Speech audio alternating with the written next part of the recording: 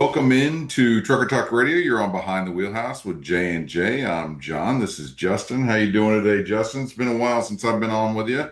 Yeah, you've been playing hooky here last few weeks, but I no, know. we're glad to have you back. We're doing well, just burning up, man. It's hot. It's summertime. My AC is struggling for sure. But we've got a great guest on today. But before we bring our guest on, let's do ReadyApp's Who's Behind the Wheel segment. Here's the thing that's always bugged me. Everybody in this industry has a way to verify the truck, the DOT number, the authority, the safety score, and the equipment. There are 100 tools out there that tell you everything about the metal, but nobody, and I mean nobody, has really been telling you who is actually behind the wheel of that truck. The person, the driver, their record, their history, whether they are who they say they are. That's the exact gap the folks over at ReadyApp are set out to close. And I got to tip my hat to the team because they looked at a problem the whole industry just kind of shrugged at and said for years, we're going to fix it. They built a verified driver identity that travels with the driver, not just the paperwork tied to a truck. They've got a driver passport, a verified load board, a job board, the whole thing all built around one simple idea, knowing who's behind the wheel. Good people doing great work over there. Be ready, be verified. That's what they're about. And that's exactly why today's conversation lines up so well because our guest built a whole company around trust and verification on the carrier side. So let's bring him in. Our guest today is Robert Light. Robert is the CEO and co-founder of CarrierSource based up in Chicago.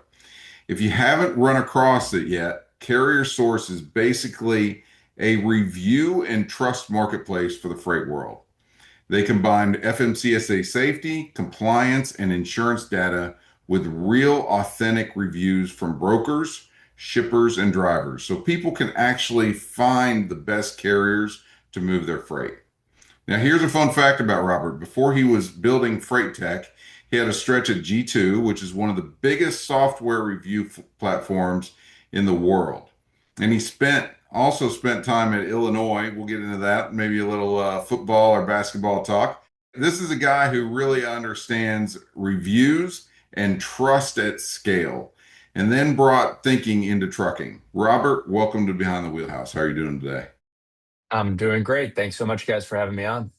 Yeah, so let's get started. Tell us about yourself, where you grew up, and how you ultimately got into the transportation world. Yeah, so I grew up in the Chicago area, as you mentioned, right? Went to school down at U of I. Out of college, a lot of my friends worked at a bunch of different brokerages here in Chicago, right? At that time, Coyote was really scaling. I knew folks there, Command, CH Robinson, Load Delivered were all growing in the Chicago area. And so I had a lot of friends that were in the industry. I took a little bit of a different path there. As you mentioned, I was an early employee at G2.com. I had the privilege of watching that grow from 20 employees when I started to 400 when I left, and they've gone on to bigger and better things since. Tell us about G2 a little bit. What do they do? Yeah, so as you mentioned, G2 is the largest software review website. They collect reviews of different software products so buyers have a better understanding of what they're purchasing.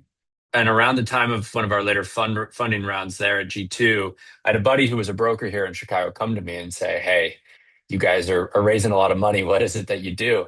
And I explained just that, right? That we were providing transparency on software products that folks were trying to purchase. And he said, if I had reviews of carriers, my life would be a lot easier. And it stuck with me for a long time. And what really convinced us to take the leap and build CarrierSource was actually talking to the other side of the industry too, right? Talking to small fleets, owner operators, and realizing that they had little to no online presence, right? 90 some percent didn't even have a website. The only reviews that they could gather were negative reviews, right? There was freight guard reports inside Carrier 411. At that time, TIA Watchdog was still kind of one of the bigger feedback products out there. And so we kind of realized that a G2 Yelp type of business model could really provide value to both sides of the industry. And so that's what initially convinced us to take that leap there and dive into this crazy world of transportation. So we stood up the site in November of 2020. Over the last 5.5 years, we've gathered over 75,000 reviews across about 40,000 unique carriers and brokers as well. We collect reviews of brokers too. It's been a wild ride since. I bet so. But the burning question before I get into the freight stuff, since you're Chicago, White Sox or Cubs? I mean, you can't like both in Chicago, and that's what I'm told anyway. Yeah, so I'm more of a White Sox fan than I am a There you Cubs go. fan.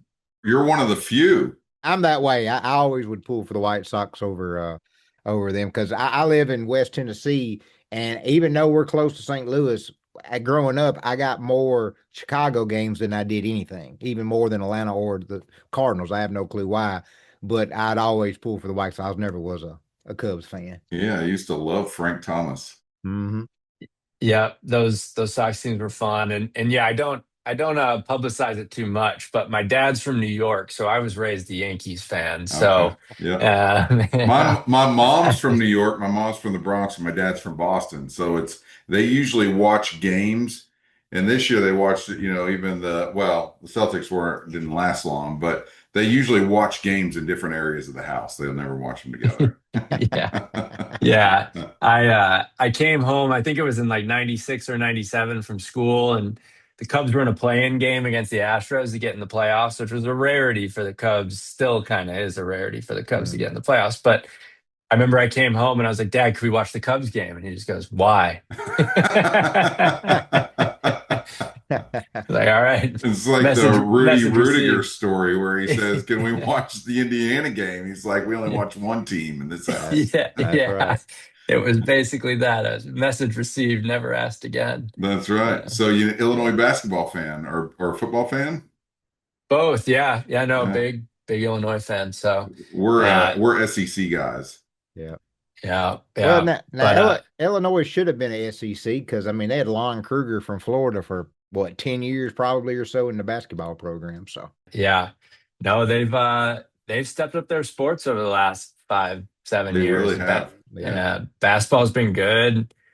Final Four run was super fun, and even football, they've been solid the last couple of years. Back-to-back bowl games for Illinois is a big deal. Yeah. So, Yeah. uh, and they beat South Carolina 2 years ago in that bowl game. They beat Tennessee this last year in the bowl game. So That's right. we can hang our hat on that. Yeah. anytime Tennessee gets beat, I'm a happy man. So Yeah, I'm all I'm all for that. That's But right. yeah. to get back on course here, carrier source. I know you kind of just went into it just a little bit, but could you go into a little bit more detail for maybe some of our listeners that don't know of y'all, exactly what you do and like how do you get those reviews and things like that?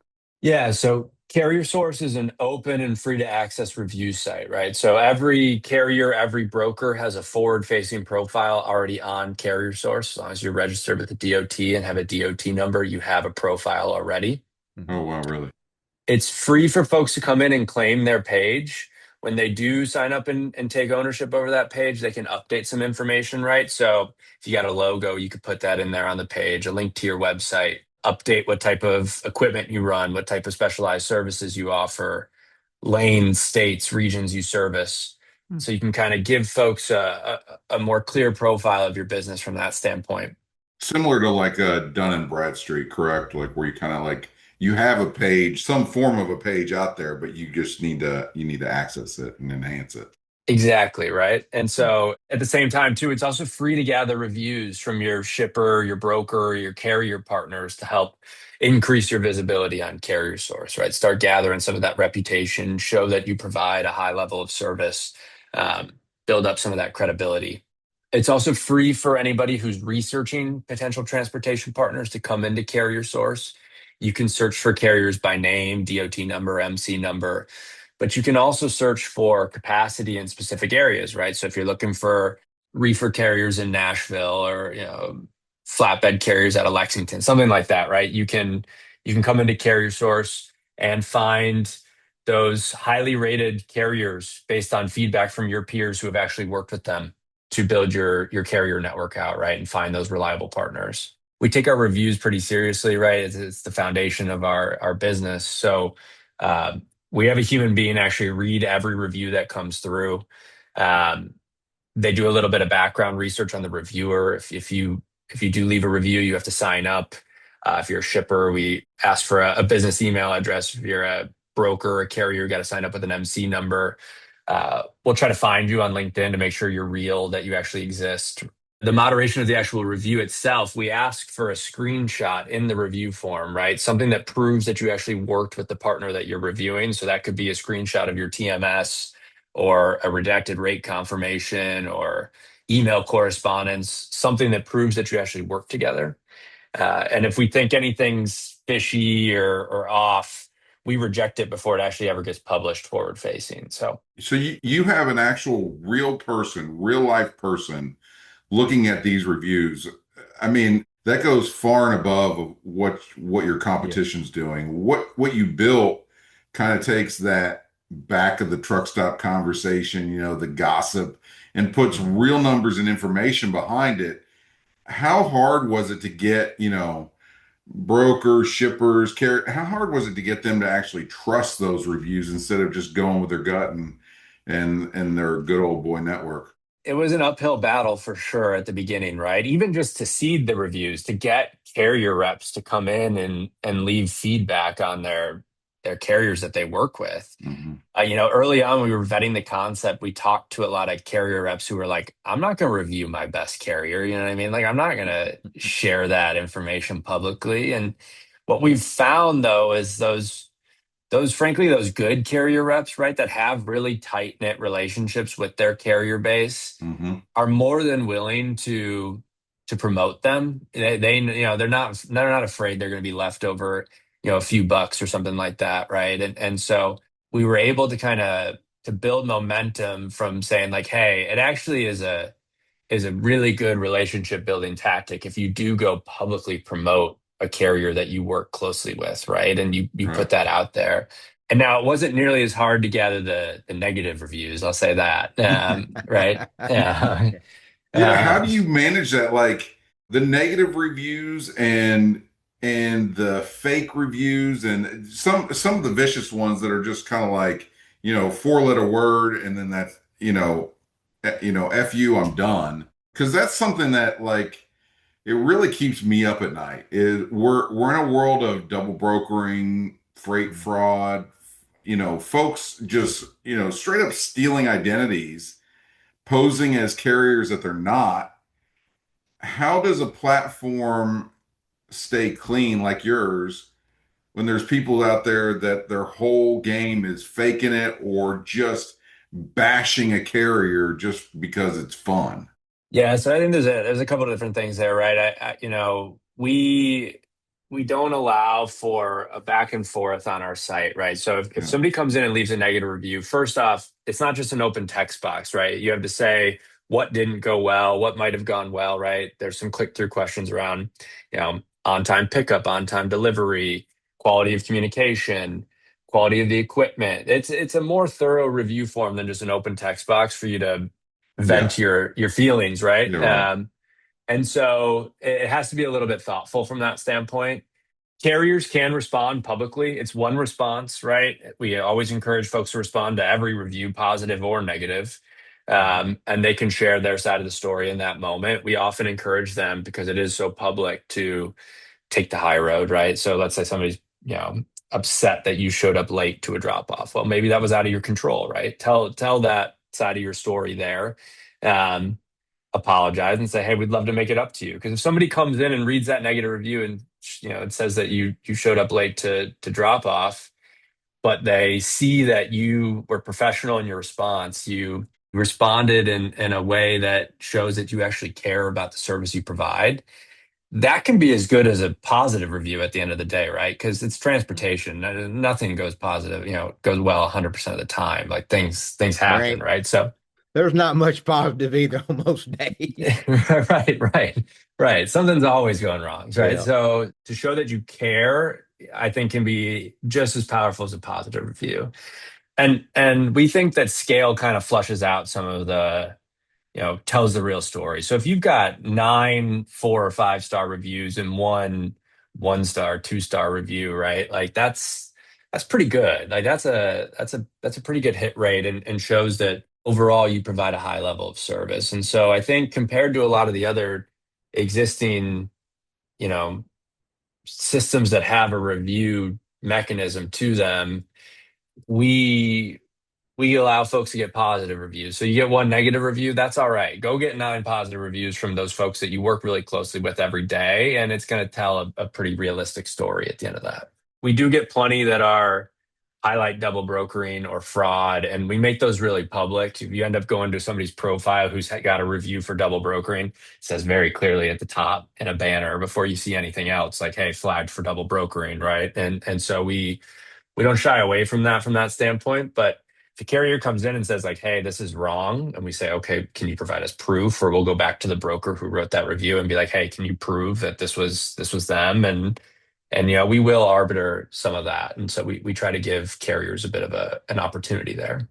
That's key in my opinion, because me and John have both been in the carrier side with trucks. And I don't know how many times, we went in with, as a carrier going in for a broker picking up a load. Something happens that, we had to back off the load for whatever reason.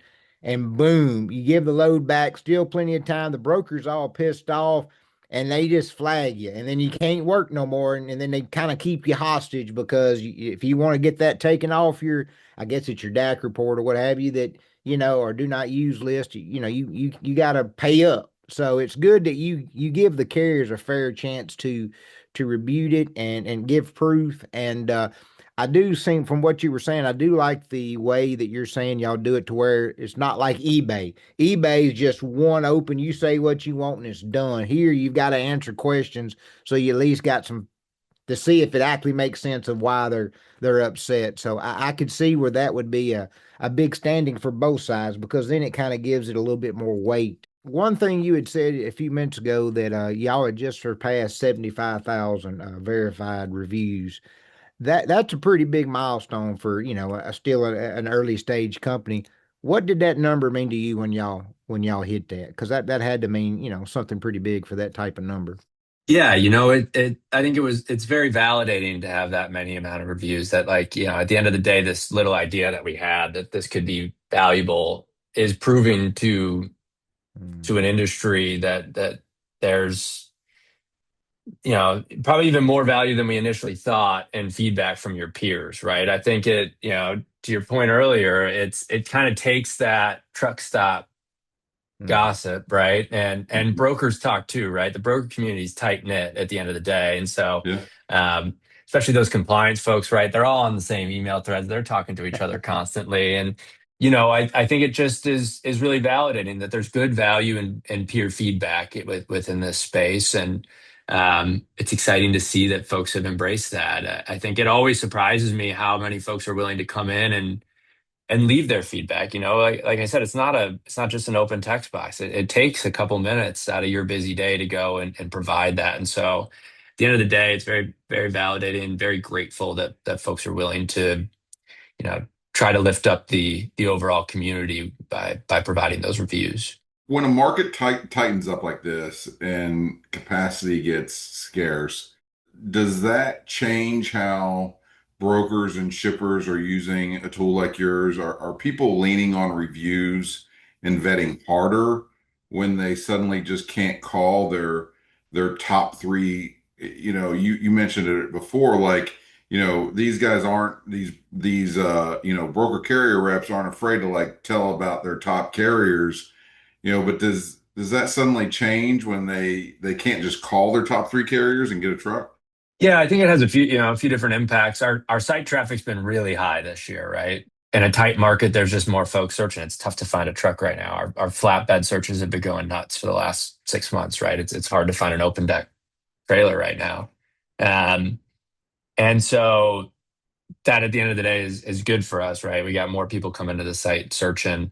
I think what's been particularly interesting is that our shipper community has been searching at highs over the last 4 or 5 months too. So they're out there trying to find new partners.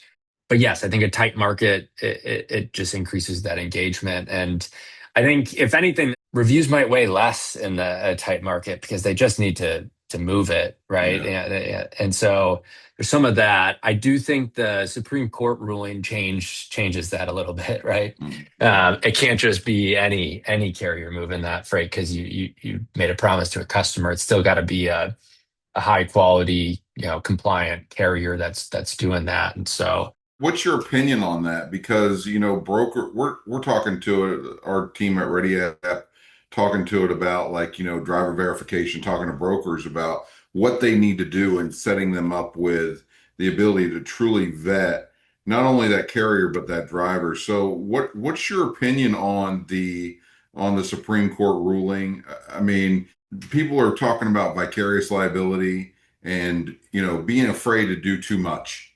But at the same time, the Supreme Court, Amy Coney Barrett said that you have to show a duty of care. You have to show that you took all the appropriate steps.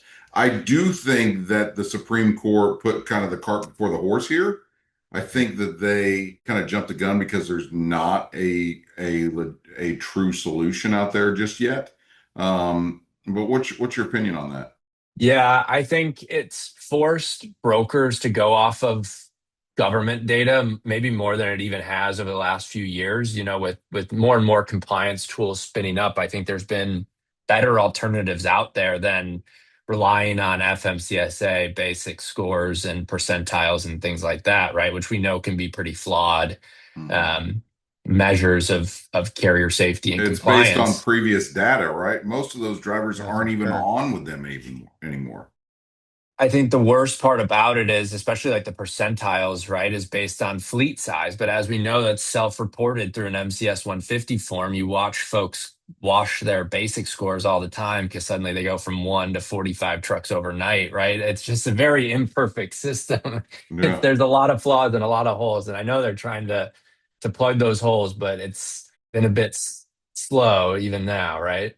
Well, there's just not enough federal employees either. I mean, that to the Right. percentage of trucks and drivers, it's probably under 1% per the industry, and that's a big problem. I think there's just not enough men and women that can help bring it to where we need to be. Speaking on the Montgomery ruling, I was going to ask you this, and you kind of already started me up on it. Have you had any thoughts of doing anything extra within your platform to try to bring your reviews and the data that you're gathering to help brokers be able to show, hey, we're doing more due diligent work, and and that have y'all had discussions there at CarrierSource about that? Yeah, so it was kind of ironic, and I can go into more reasons why we ended up doing this. But the day after the ruling, ironically, we were not planning around this. This tool was not originally intended for this, but we rolled out. Uh, it's really like an AI powered search function on our site where you can go in, you can type, say, hey, I need, you know, I got to run 10 reefer loads out of Dallas going up to Portland, Oregon. Which carrier should I reach out to, right? We were trying to get more people to use that AI search. And so we rolled out this feature on profiles where there was like pre-generated questions that you could click. So you go to a random carrier's profile, there's some questions there, you click on it, takes you into this AI search, right? That was our whole idea, was let's try to get more people using this. Well, one of the questions that we had pre-built in there was, are there any red flags on this carrier? And it was based off of, it took into consideration FMCSA data, really. Mhm. And I think there's another question in there is like, how does this carrier safety scores line up versus similar carriers, right? Well, we rolled that out the day after the Montgomery ruling. Suddenly we had, 600, 700, 800 clicks a day on that red flags and safety data, right? But it does a pretty good job walking you through their basic scores and how they compare to peers and where the red flags really are within that safety data. Um, we have a pretty clear disclaimer in there of like, hey, continue to do research, right? Like this is just one step in the overall process, and that we're just essentially interpreting the basic scores for you and how those percentiles line up, right? But yeah, it very quickly became one of the one of the most clicked features on CarrierSource overnight. And again, we were not anticipating that. We were just trying to get more people to use that search. So it's been interesting to watch that. We've made a couple updates to that since then, just based on how how in need brokers are for a good path forward when it comes to carrier selection. So how important with all that has your conversations been with brokers and carrier alike about your product? Have they been really adoptive of it in a way of, accepting it? I know you said in the beginning, and it is with any company, especially in this industry, it's very tight niche. No one wants to share anything. Nobody wants to integrate with anybody because they're afraid you're going to get their ideals, or they're afraid, which we all know what everybody's already doing anyway. But have you had a lot of positive feedback from both sides, or are you getting more feedback from maybe one side more than the other? yeah, I think we've gotten good feedback from both sides at the end of the day, right? I think giving particularly small fleets and owner operators an opportunity to shine, right? There's a lot of folks out there that provide a very high level of service. They just don't really have much of a voice in this industry, frankly, right? It's owner ops make up a huge percentage of total carriers, but they're rather underrepresented at the end of the day when it comes to the voice of the industry. And so we've gotten plenty of feedback on that side that gathering reviews can be really helpful from a credibility standpoint and showing that they provide that high level of service. And then I talk to folks all the time that have found good, reliable partners from CarrierSource, right? On both sides. So we've got profiles for brokers too, right? And so our main product, so I've talked a lot about the free aspects of what we provide, right? The core of our site is open and free. Yeah. How do you make money? Yeah, there you go. That's always the question, right? When I start talking to people. So our base level package is what we call our brand marketing package, right? Where you get an upgraded profile on CarrierSource. So it's a nice looking profile. You can put a banner image across the top of it. You can upload photos, videos, sales or marketing materials that you have to your profile page. We'll help you gather reviews from your customers or your carrier broker partners. We'll run review campaigns for you to always be gathering more reviews. And then you can advertise throughout the site as well, right? So if folks are searching on lanes that you run or in areas that you're based, right, you can come up at the top of those searches. There's a sponsored ad spot at the top there. You can advertise on all your similar carrier profiles or other broker profiles from that standpoint. So your visibility just really increases significantly if you're running those ads. Um, and then kind of the bigger package of what we have is what we call shipper intent data. So we have a pretty significant audience of shippers that come into CarrierSource every day searching for new transportation partners. And we can identify the company level when shippers are actively searching for new partners. Geographically, where are they looking for capacity? What type of equipment did they filter for? Specialized services they looked at, and we can kind of take those signals, the engagements that they have on CarrierSource, and we push that to customer sales teams, right? Whether that's at a brokerage or a carrier that sells Oh, wow. directly. It's a great And idea. so they know when their prospects are actually looking for new partners. I'm guessing you talk to a lot of shippers. What is their feeling on this? Like, do you see a shift where they're trying to go directly to the carrier? Do you see that that's happening more and more as a result of this ruling? I think they are doing their homework more than ever, Yeah. whether that's even just carriers that are delivering into their facilities that maybe were hired by a broker, right?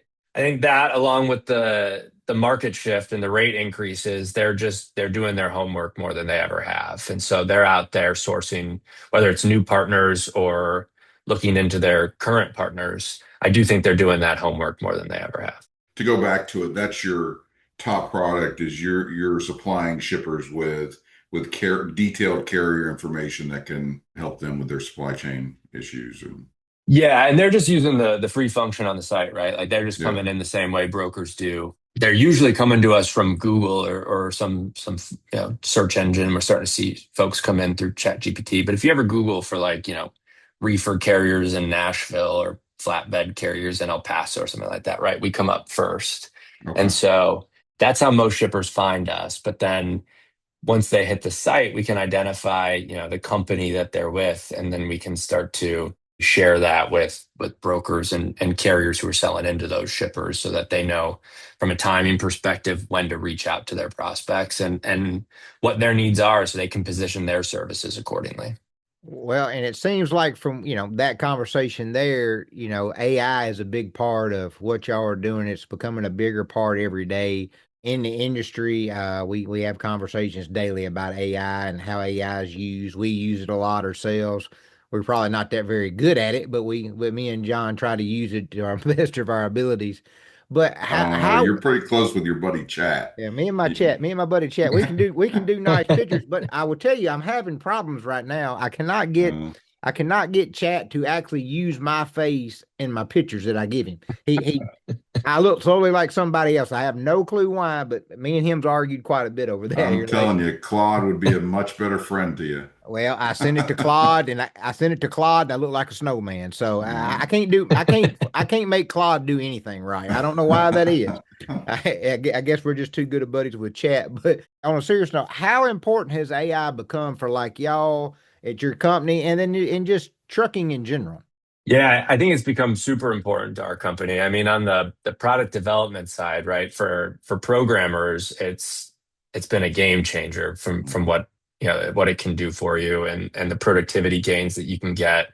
I mean, it's cut features from a week to hours for us at certain times, right? And so the speed at which we can move has really increased dramatically on the product side. But I even think sales, marketing, customer support, like operations, we've tried to embrace it as much as possible to help us be more productive on that side. And I'm sure we could even take it further too. But it's been pretty amazing. We've connected almost all of our systems into Claude. We use Claude, and so it has access to our CRM and our database and our invoicing system and our call recordings and our emails. And so it It's it knows. amazing how much you rely on it. Right? And see, he mentioned Claude, Justin. I'm Yeah, telling you. I know, I know, I'm I know. telling you. No, but the team at ReadyApp, who we deal with a lot, they're doing that as well. So I mean, it's really it really, like you said, you have to know how to prompt it.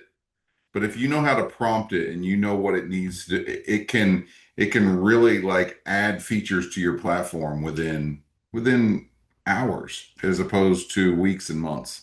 And I think the best thing we did is we built this internal knowledge base Hmm. of every department, all of our product history, all every marketing campaign that we've run. Almost like a Uh, brain for your company, right? We literally call it CarrierSource OS, right? Operating system. And you can, all of our employees have access to that. And so you can attach it inside Claude when you're having conversations and it knows where to pull context from. It's just these written documents, right? It's just markdown files, but it will go and it will find the context that's relevant to what you asked. So it always knows what you're talking about. And it makes the prompting a lot easier. You don't have to be as thoroughly detailed. I mean, there's still plenty of times where you got to correct it and whatever else, but it almost always knows what you're asking and why, right? And so I think that's been the biggest unlock for us there. We've even started doing it with a couple of our customers, right? Because we showed them like what that was, and so we're like, hey, we can help you with that too, and that's been the biggest unlock for us. I think transportation and logistics is pretty ripe for AI, right? Yeah. There's a lot of repeatable mundane, straightforward tasks that folks do on an everyday basis. And so I think there's, rightly been a lot of new AI vendors that have popped up to help solve for a lot of that. I think it's becoming easier and easier for folks to build a lot of that themselves now that they're starting to get those kind of foundational AI skills, right? So I think AI is a huge unlock for transportation and logistics as a whole. Yeah, because I mean, really, I mean, before AI, I feel like transportation was 10 plus years behind. It was really behind on the technology side, and you kind of had those core vendors and that didn't really they weren't really pushed to move their product and their tech ahead. It was just kind of like, this is the system that we have. And I feel like you had, carriers and brokers wanting more, wanting better systems in place. And they're just kind of like, it is what it is. And now you have new players like you guys coming into the market and saying, Oh, we can do this better. Yeah, we've got a handful of customers who have started to build their own systems too, using, things like Claude Code and, you know, build their own CRMs, build their own load builders, their scheduling apps, right? Like I've been pretty impressed and frankly a little surprised because of exactly what you said, right? Transportation always been a little bit behind in some certain areas, but Mhm. I've been pretty impressed by seeing what some folks are building in terms of homegrown systems using AI to help with the development of those. Well, now, Jonathan, you'd be proud. I have built a CRM inside a Claude. I have done that. So I did do that a couple weeks ago, and it keeps up. It sends me emails, so I've got that part down. But I wanted to ask, what is your plan? What do you see? 3 to 5 years from now, what would you like your company to be at? Maybe a certain number of reviews, or the industry in whole. What do you see? Yeah, I hope we can continue to compound our reviews. Man, 3 to 5 years, why not 500,000 reviews, right? At, There you at go. that point. When I first stepped into this industry, transparency felt, like it was somewhat non-existent. Folks talked about transparency, but there wasn't really much put into action. And I think that's changed a lot over the last 5 years, right? I think folks' opinion on what transparency is has come a long ways. And so um, I would love for the industry to continue to embrace that and for folks to open up a little bit more, whether that's be less afraid of sharing their data or working more with partners to for the betterment of the entire industry to lift that up. Um, our whole thought was that reviews will just lift the entire tide of the industry up, right? And so I think there's a lot of other ways that folks can tackle that. I think too, I talked a little bit about the shipper intent data. I think sales is still an area that is conducted the same way it was 15, 20 years ago. Whereas, if you're a broker or you're at a carrier and you're selling direct to shippers, it's you pick up the phone 100 times and you hope that one of those calls you make is to a shipper who has a problem that day, right? I think AI has frankly helped push operations forward a lot. I think it's helped push back office forward quite a bit. I think sales is still neglected a little bit. We sell that shipper intent data to try to help folks know who actually has a problem and to better approach them to win that business. And I would hope in 3 to 5 years, folks are selling a little bit more strategically. They're being a little more consultative. They're there to actually help the shipper um, rather than just praying that they've got an issue that day and they need some freight off their dock and they called it at the right time. Well, before I let you go, I do want to give you an opportunity to share where people can go check out Carrier Source. I do want to mention, this I love these conversations because it's all about doing better for the industry, right? We're not out to catch, the bad actors. I mean, we're out to help do good for the industry, really, help people, show like, based on a review how good your carrier is or how good your brokerage is. We're out to do good and we're out to help make this a safer industry. That's the problem is it's so unsafe right now and there hasn't been proper vetting and there haven't been good ways of reviewing a company and making sure that they're not a bad actor. And what you're doing at Carrier Source, it matters. It makes a difference and I'm excited to see where your company goes, over the next couple of years. So let people know how to check out Carrier Source and kind of why they should be looking at your company. Yeah, any carriers out there, any brokers out there, you can find CarrierSource at carriersource.io. You all have a profile already. Encourage those folks who haven't yet to go in and claim that page, add some additional information, gather reviews from your shipper, your broker, your carrier partners, again, to prove that you provide a high level of service, that you have a reliable business, that you're going to be a good partner for those folks out there. And then encourage any folks too who have good partnerships already to go out and review those folks, right? And ensure that um, we don't just report the negative bad actors, but also we lift up the good providers out there. And if anybody's ever interested, you could reach out to me directly. It's just rob@carriersource.io.